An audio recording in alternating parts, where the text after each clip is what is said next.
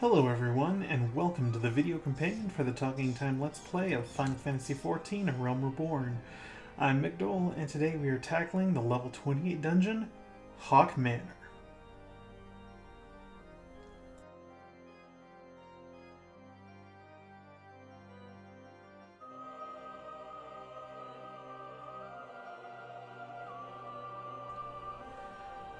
Right off the bat, this place is a very creepy atmosphere. Lots of side rooms to explore and secrets to find if you're so inclined. If you haven't read up to this point, a brief synopsis of the situation. After following the trail of breadcrumbs left by the Ascian La Habrea, we found out about a noble woman of Gridania, one Lady Amandine, who shut herself in this manor, surrounded herself with voidsent, and in a very Lady Bathory-like situation, performed a whole bunch of awful rituals in a vain attempt to restore her beauty after she was permanently disfigured from the seventh umbral calamity. It is suspected that she is the cause of the rash of brutal murders of young women that have been discovered all throughout the Twelves Wood. Left unchecked, it's likely that the elementals of the Twelves Wood will likely become infuriated and spell great trouble for the people of the forest. This run is going to show you the optimal path through the dungeon, and as long as when I do that, I'll recommend you come back later on a solo unsynced run if you're into completing the map for the achievement. Haukke Manor also has an interesting distinction in that a modified version of the map is also used for the annual limited time events revolving around Halloween, also called in-universe All Saints Week. All through this dungeon, melee DPS and tanks will have lots of opportunities to make use of their stunning abilities, such as the roll actions or paladin shield dash from the succubi enemies, the Manor maidservants. When they get close to their target, they'll start casting darkness, or point-blank AoE that causes terror, completely immobilizing your character, leaving them very vulnerable to attack for about 15 seconds or so. This attack can be stunned, and there are quite a few maidservants throughout the dungeon, so be ready to stun them if you have the capability. You'll first need to pick up a key from the first side room to your left as you head down the corridor on the left, as it's needed to open up the door further down the hallway into a side room. Also, the monsters in this area are mold and mildewy fungus type monsters, which lends itself well to the decrepit nature of this place.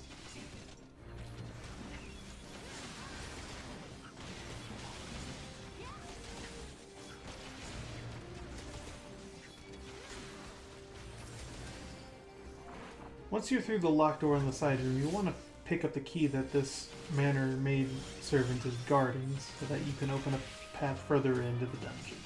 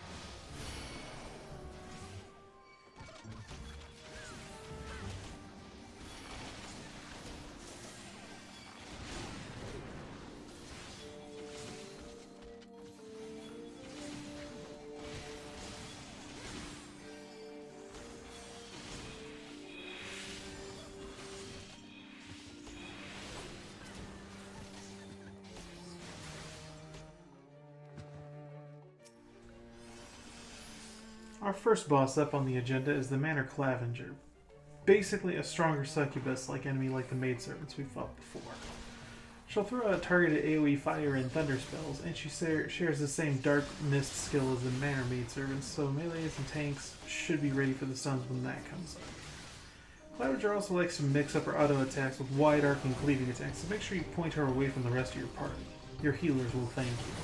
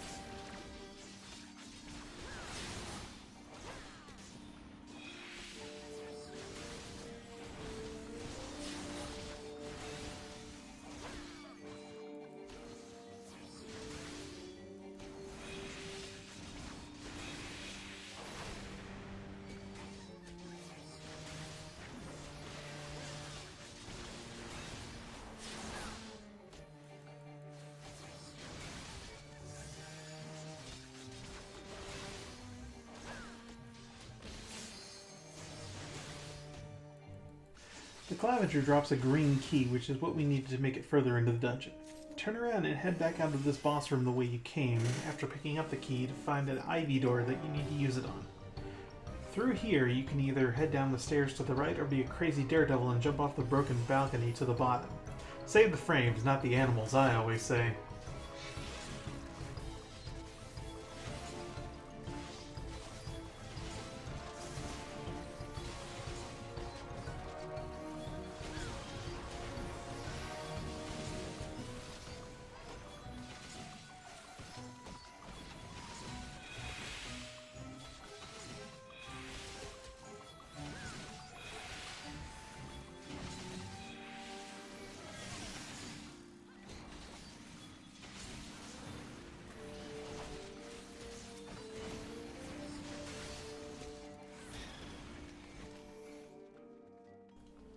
Below here, you'll be in the dungeons beneath the manor. You do not actually need to open any of these cells, just take out the enemies as you head around to the left. The yellow key you need to open the central cells on the south side just before a one-way barrier barring your passage from the entryway to this looping area. If you pick up the key that's in the room just after the first door you open, that's all the keys you need. If you miss that one, however, there's another one just past the ivy door at the bottom of the stairs to the basement.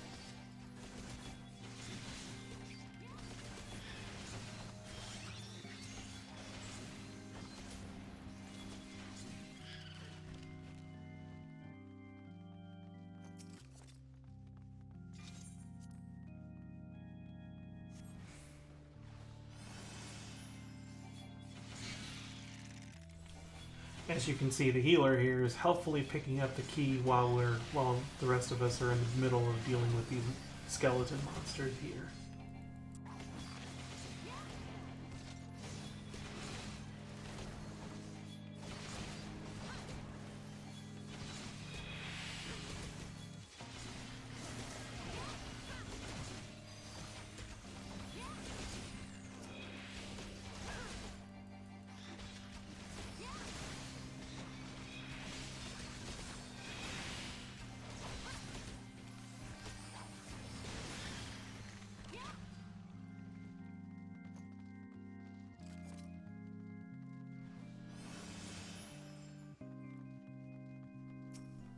Opening the Carnation door leads to the second boss encounter, the Manor Steward and Manor Jester.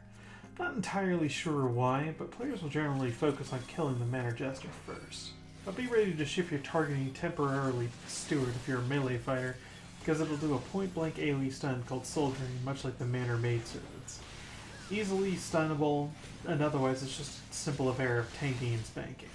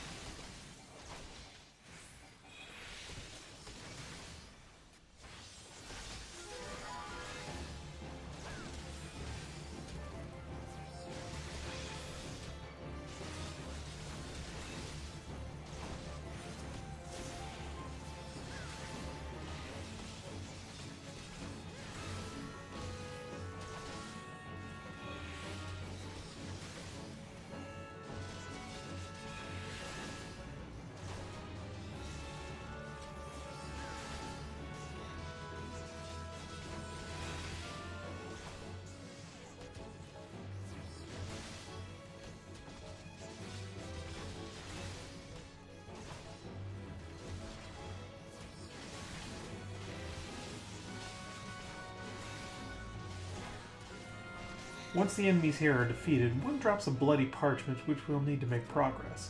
Make sure you grab this thing before leaving, or you'll just have to hike all the way back down here. But we're at a dead end. Luckily, the return spell is available, which has a 15-minute cooldown, warps you back to your home aetheryte out in the open world, or, if you're in a dungeon, warps you back to the entrance. I repeat, make sure you grab the bloody parchment before you hit return. There's more to the manor that you can check out if you're so inclined, but there's just one more trash monster to fight before the final boss on the optimal path. Just head up the stairs to the entrance, activate the barrier with the bloody parchment in order to open the way forward, and then kill this manor sentry outside Lady Amandine's chambers. It will run off before you fully eliminate it.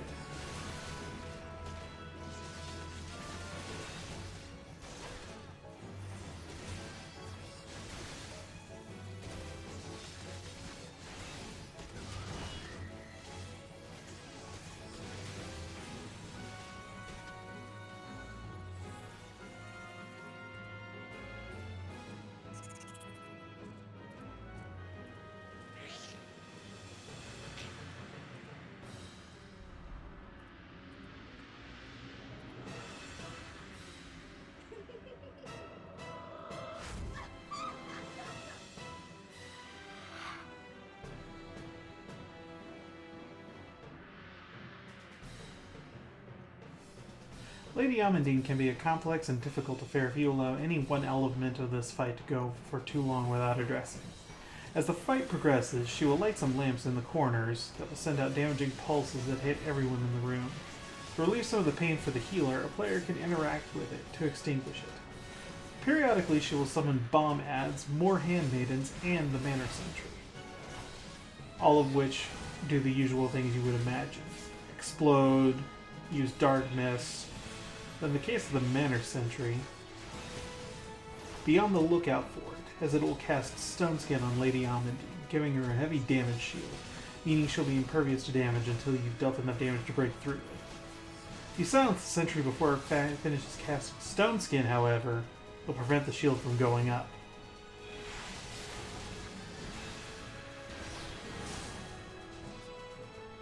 Beyond those important little details, all that really matters is that you pick up the ads that appear before they menace your party members too much. That is speaking as if you're a tank, that is. Otherwise, just heal and burp pour on the damage as much as you possibly can.